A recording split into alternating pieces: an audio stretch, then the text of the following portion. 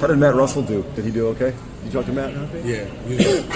He's a crazy person, so I love him. But they were worried in Philly. They're like, keep it PG. John, we're talking about Chip Kelly. Yep. Obviously brings a wealth of knowledge. He brings a lot of approach at what you saw at Michigan, that he's going to play to his guys' strengths, not to his system. What stood out to you about him? I've known Chip a long time, from going back to the Oregon days, really. Like my college teammate, Jim Fisher, he was my left tackle on the punt team, and he was the left guard, I was the left tackle. And Fish was his director of player personnel at Oregon way back when he was rolling with him through the Marcus Mariota years. So, I've always admired Chip and his innovation, and, we share a common thought, right? Like it's about the players you have and the way that you disperse them, and how do I get the best out of my players. And it's not scheme related. It's more player related, player focused. And I think you can kind of see that everything that he's accomplished in his career at this point. And he just always seems to be a little bit ahead of the curve, which, from the innovation standpoint, was really cool. And I'm also, his memory is amazing. I think one of the best things I do is remember where guys are from and where they went to school, and he rivals me in that too. So, John, we haven't talked to you since the Geno Smith trade. Kind of how quickly did that sort of come about, and what does he bring to this? Yeah, like most things in this league, it came fast. A lot of things happened at the combine, and then it was a week later or something like that we had the deal done. And obviously with Pete, there's a familiarity there with the player and the organization that he's coming from, and those things always kind of help speed things up, I think, since he has such a great relationship with John Schneider, and we can all kind of tell the truth in that world. And so, like I talked about the other day, we're going to look everywhere we can for a quarterback. And when Geno became available, I've always respected Geno's ability to throw it, and then with Pete, his intimate knowledge of the person and the competitor and the preparer was huge, and so it helped us get comfortable really quick. And I would have obviously made a deal pretty fast after that. The contract element to all this, do you feel like that's on its way to happening? Is that in the works type of a thing? And also, we haven't got a chance to talk to him yet. No, so I know. We're all kind of wondering, when that might be. It's a fair question. I don't really want to talk too much about contracts and negotiations, other than I'll just say what I said to our in-house guys the other day. We're looking forward to having him for not just this year, but for the years to come. And when we get everything where it needs to be, he'll be around, and I'm confident that'll happen fairly soon. When it comes to the draft, I know that when we talked to you at the combine, you hadn't really sunk your teeth into the class yet, but now that we're about a month away, have you gotten more concrete thoughts about this draft class and the quality of it? I'm still trying to get to the draft.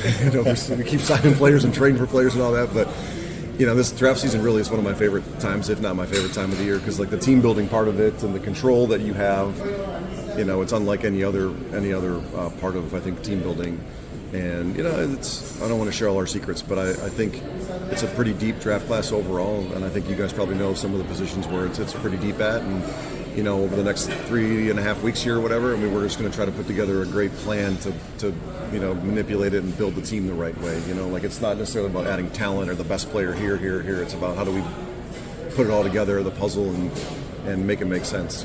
Years where there's deeper classes at a certain position, it makes you think well, if we pass on it here, maybe we can get one here, but if we pass on this one here, we'll never have a shot at it. And so that's kind of the strategy that comes up over the next 3.5 weeks here to the draft. It's hard to believe that's 3.5 weeks away. I'm right? Yes. Yeah, it's 3 weeks from Thursday. Putting the right pieces, giving anxiety thinking about it. Sorry about that. Putting the right pieces together, did that kind of drive what happened on the defensive side of the ball, especially free agency? There were some guys that left the building, some guys that you brought in. Was that kind of part and parcel with that, finding the right pieces? Yeah, for sure. I think free agency became defensive centric because offensively, once we signed to Kappa, we had a lot of pieces in place. Especially when we traded for Geno. We kind of solidified the biggest spot there, and the O-line feels like it's in a pretty good spot right now.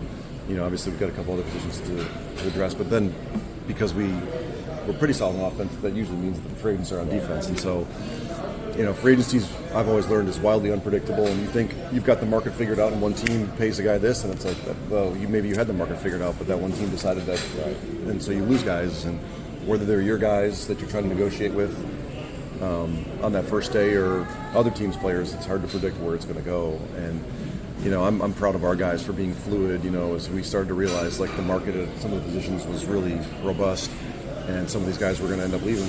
We had to make some hard decisions that we were able to pivot with Coach Carroll and our pro scouts, and Ben and Jordan did an awesome job kind of monitoring everything, and we were able to, I think, find pretty good value at some of the spots that we lost some higher contracts to. And then the other side of that too that people really haven't talked about yet is once we started to realize what Trayvon got and what Nate got and what Spillane got, then there's the comp pick game that you start to play for the 2026 draft, and we're looking at potentially a 3, a 4, and a 5, or 2 4s and a 5, depending how it all shakes out with play time. But when you're team building, I mean, that might not be what the immediate results or people want to hear, but I mean, when you're trying to put together something good, I mean, three solid draft picks in the 2026 class that are added right now, we would predict is part of the strategy of free agency too. And so we didn't go into it thinking that was going to be the case, but real time we realized it was headed that way, and we had to adjust our plans accordingly.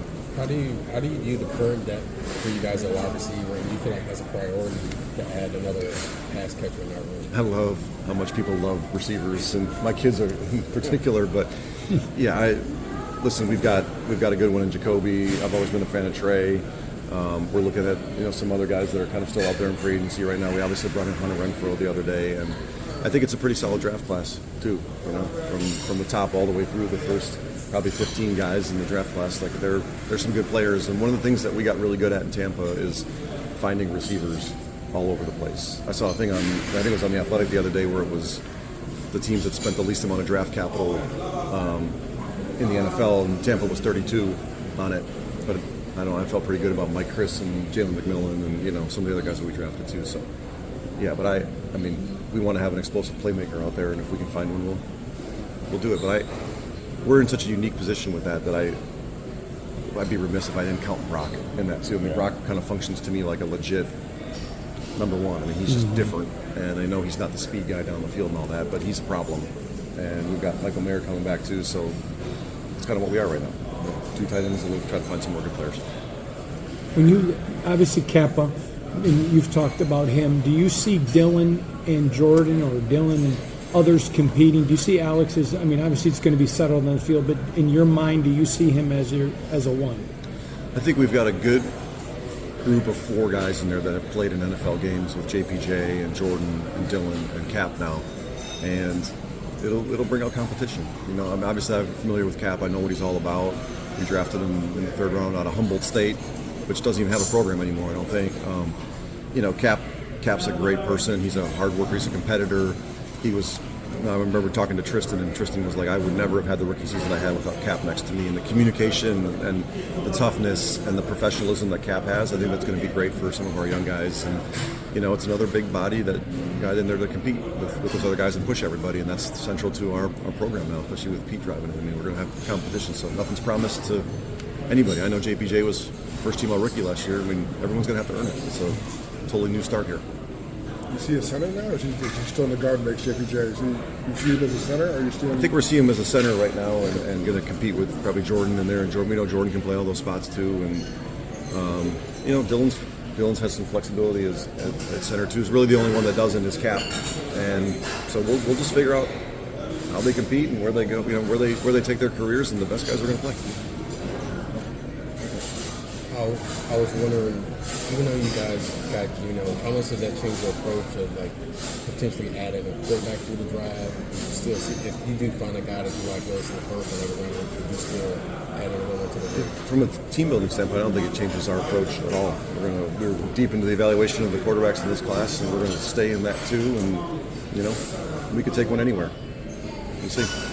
But I feel like we got a guy that can go play football now, so the need and the anxiety at that position is not as high maybe as it was a month ago. I'm not trying to be specific here, but there's a thought, or maybe it's a new thought about where running back should be drafted, how high it should draft, and how high it should be drafted. Do you subscribe to that at all, or is that? I know it probably helps you make a decision, but does it make the decision for you? I don't try to devalue any position that way. We try to evaluate the prospect, the person, and figure out if they're a good fit in the Raiders organization. And so if we think that any of these guys are worth a high pick, then we'll do it. And I've never felt bad about having great players at any position on the team. And how they get there, That's how they get there. And the one thing I would say to that is sometimes you do have to, what I was talking about before, like, well, if it's a deep class here and a light class here, like, how do we have the best 2 or 3 picks there as opposed to just picking this guy? Like, there's an art form and an instinct to that too. But I don't know. I mean, Josh Jacobs and Derrick Henry and Saquon Barkley all went to different teams and changed them last year too. I don't think any of those teams were upset about the money they paid them and what they invested in them. I know the Eagles weren't. When it comes to cornerback, I know you guys lost a nickelback in Nate Hobbs and added an outside cornerback in Eric Stokes. How do you kind of view that position group and maybe it being a position of priority going into the draft? Yeah, the star, the nickel, the position is a critical spot in Pete's and PG's defense. So it's something that we've got to figure out too. We've signed Darnay back, who's played some too. I think one of the things I really enjoy with Pete is the idea of maybe playing some big nickel. Maybe Lonnie can play in there. So it's something that Chin has done in the past too. So like on early downs, you get another big body up there. So it's not a Sam linebacker, but it's not a 5'8", 5'10" corner either. So we can kind of play against runs a little bit more. But we stress the importance of that position in our defense. They're asked to do a lot, and they can be hard to find. So yes, we've got 3 guys on the outside that can all run and play, I think, and we'll just keep sorting through the nickel spot. As you evaluated the players you already have, what stood out to you? What a pleasant surprise? You don't have to name a guy by name, but just in general, what stood out to you about your roster? I just really respected the way they competed last year. It was obviously a hard season when we played them in Tampa. They were, I think, something like 6 or 7, 8 game losing streak in a row, but you didn't feel like that on the field. They played hard. There was pride to the game. There was competitiveness, and I think you can work with that. You can build with that, and those are the kind of guys that we want. We're going to try to add really good players, but if they'll play hard in this game, Tom Moore told me a long time ago, this game's about who can play harder longer. And if you can find a bunch of those guys, you got a chance. And the NFL put up a slide yesterday about the amount of games that came. There were 1-score games in the fourth quarter, and it was a record last year, I think they said. So we know how tight it is. It really comes down to your ability to play hard and execute down the stretch that matters. And we got a lot of those guys that'll do that. You mentioned Renfro. Fans got excited when his name came up. Was it a workout? And what do you think happened with him last year as far as him not playing last year? What's your take on that? It was just a visit, just getting to know Pete and myself a little bit. A little bit rough about his career here, but he's 27 and he's a good dude, and it's good to get him a chance to maybe revitalize himself with Pete, and then with he landed like those Mike and Will. Devin was a Mike for us in Tampa, but only because we had Levante at Will. Yeah. So there's very few people that can make Devin play Mike. Right. Levante's kind of one-on-one that way too, and so see Landon as the Mike and Devin as the Will, and 2 guys that can run and hit you and love to play. So pretty good combination for us right now. What do you like about Jeremy Chin that he brings to the safety position? Size, speed, intelligence. Our 2 safeties. Chin is 6'3" on the button, and he's the shorter of the 2 safeties, which is we were kind of laughing about that. Lonnie's a big person too. Jeremy's just a smart, instinctive, very aware player. And you go back to his Carolina days. He played safety. He played the big nickel spot. He did a lot of that stuff for DQ in Washington last year. You love the size. If we play him a nickel, like in big nickel, you love the size on the edge, his ability to blitz, his ability to support the run. And then he's a guy that can still drop and play as part of the deep coverage too, deep half, post safety. He's got such an amazing skill set for a man of his size. And then you love the intelligence and the instincts that go with it. When it comes to, obviously it's your first time being a GM, but it's also your first time working with Pete Carroll. You guys talked about your intro press conference, being excited about working with each other. Now that you've actually gotten into it and worked with free agency in the early stages of the draft process, how does that dynamic work? And I know also with Tom being involved as well. It's been great. It's been a great communication between the 3 of us and Mark Davis, and really the entire ownership group too. There's energy there that you can feel every day. I don't know what it was like in the past, so I speak to that. But Pete and I, even though we grew up on different coasts, and I'm 30 years younger than him. There I go with the age again. You're gonna get me in trouble, but we see it very similar. Like what's required, the competitiveness, the toughness, the desire and the passion to play. He exudes that. You guys talked to him this morning, right? No one's probably more excited to be here than him. And so do we agree on everything? No, but we've worked through all of it, and we end up at the right spot with just about everything. So that's been good. What was your first trade like? As the quarterback, Geno Smith. I don't know if you negotiated trades in Tampa, but this is your first trade in charge. I'm not necessarily the culmination of it. You said you always wanted to be a general manager. So what was that process like? I did negotiate trades in Tampa, but I was taking orders from Jason. As how to do it. It was cool. I mean, listen, you're after a quarterback. You're after an established quarterback. You're after a quarterback that the head coach believes in and really wants to get on the roster.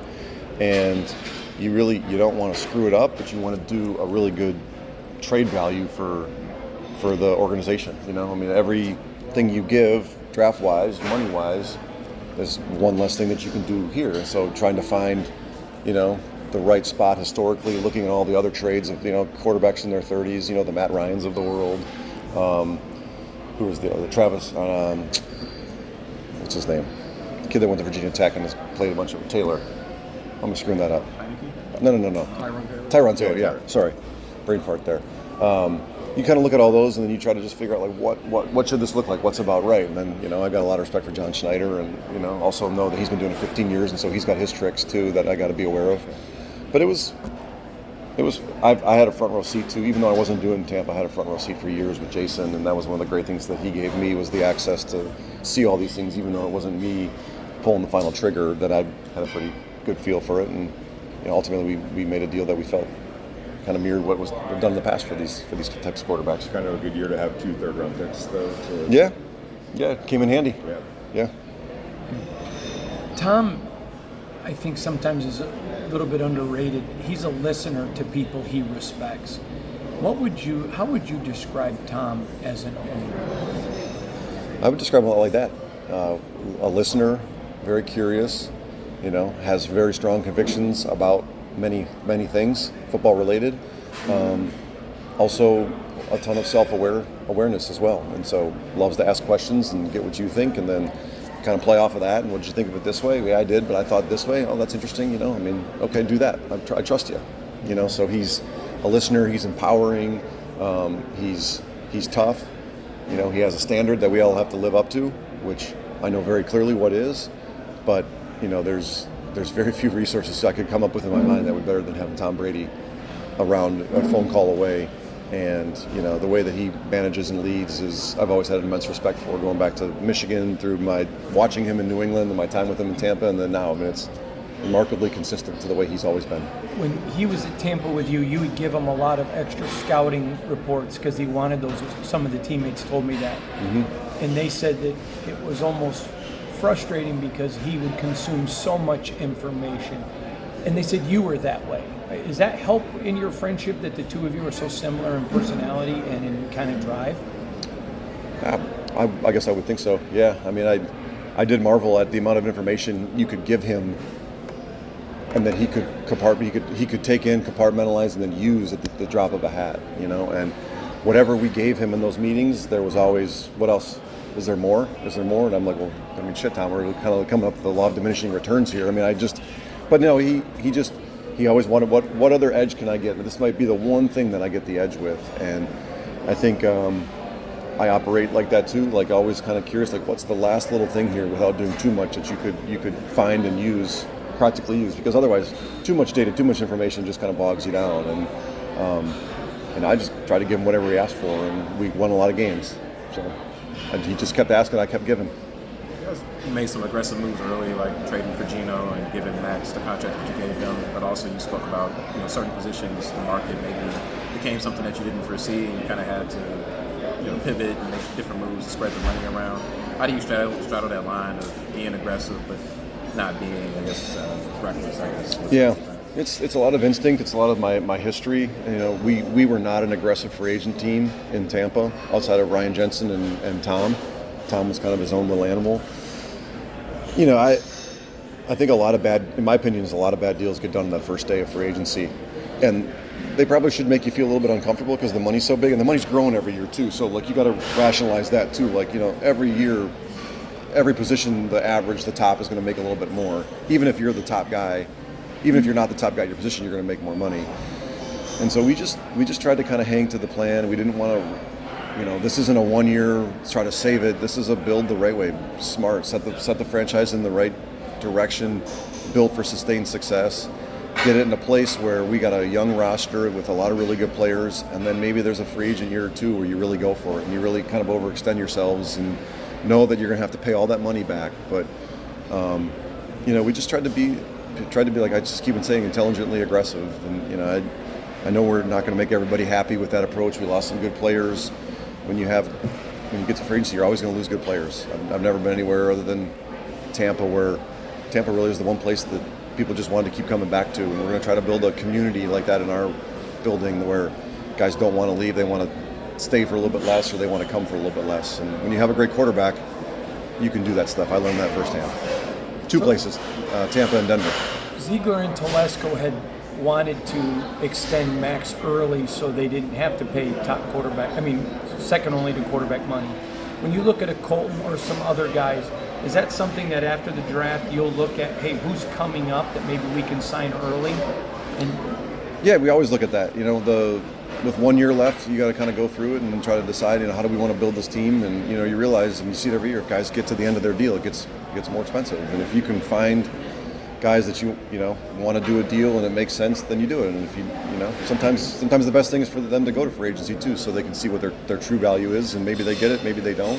I take it case by case. But we're just going to evaluate all the guys. It's tough, I think, for the guys on the roster. Like every year, it's been, it's not their fault. Every year, there's been a new coach, a new GM, and it's hard for them to feel valued, and it's hard for them to really hey, listen, unless you're one of the top 3 or 4 guys at your position in the NFL, how do we make sense of this? The kind of deal that we're going to have to do to keep you here. And I'm big into knowing the people and the person before we start, doling out huge contracts. And it will take some time, but I'm looking forward to getting to know all the guys on the roster and figure out the right way to build it. Given your track record, I guess it's no surprise that you guys focus on the defensive line, getting that kind of solidified with Malcolm and Adam. Yep. Max, obviously. But I'm curious what Malcolm's market, kind of where that all went. And I know the 1 year deal, and you got a chance to take another bite at the apple next year. But where was that? How did that market kind of shape up? I think it was a pretty strong market for a guy coming off of an ACL injury that didn't have any film in 2024, but he had shown quite a bit of good stuff in 2023, and he was a player that I think people valued coming out because of what. And so,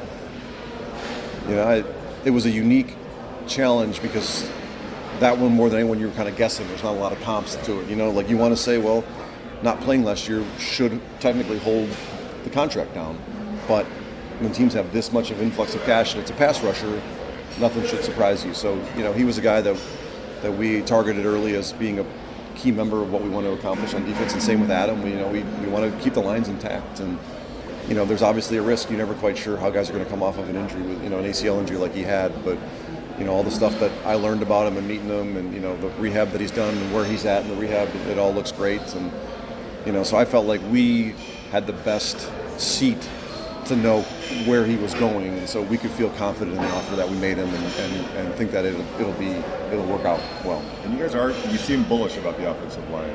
Was that just based on what you've seen so far on film? And there has been some significant investment in there with draft capital. Yeah. But based on what you've seen on film, you feel pretty good about that group? Yeah, there's a bunch of high picks in that room, really. What's the lowest drafted guys? A 3rd round pick between Kappa and Glaze, and that was Parham. Parham was third pick, yeah.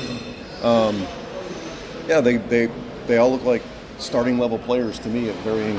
We can all, are you elite starter? Are you a hero starter? But they're all, I think, wired the right way. They're competitive dudes. They've got some size. So there's a lot of things that you like about that group. But we're not gonna stop trying to add good linemen. I was talking to Liam Cohen yesterday, and he was like, Spy, the one thing I underestimated before I got here was how good the O-line was in Tampa. We had 2 first-round picks and 2 second-round picks in that line, and Ben Bredesen was a 4th-round pick. So you got to invest. Yeah. What do you see at right tackle? Do you see that being DJ's spot, or is there competition there? Who's going to mix their right tackle? Well, Glaze right now, obviously, and then we got a draft, and we got 9 picks, and I love linemen. As much as it pains me as a Spartan to say it, you were so much talent at the Michigan Pro Day when you look at those guys. Yeah.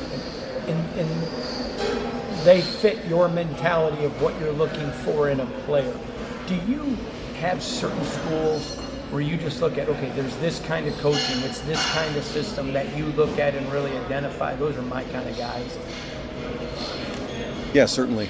I'm not going to share them with you because I don't want to give tip anybody. But yeah, I mean, there's a handful of programs. I mean, one of the ones that we picked over and over again in Tampa was Washington Huskies.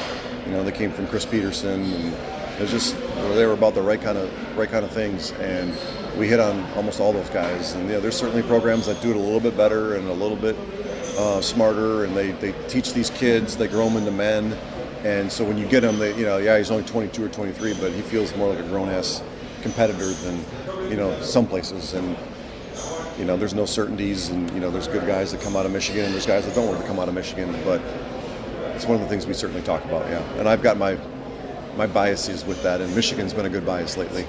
Good one. All right. You good, guys? Thank Good. you. Appreciate you guys.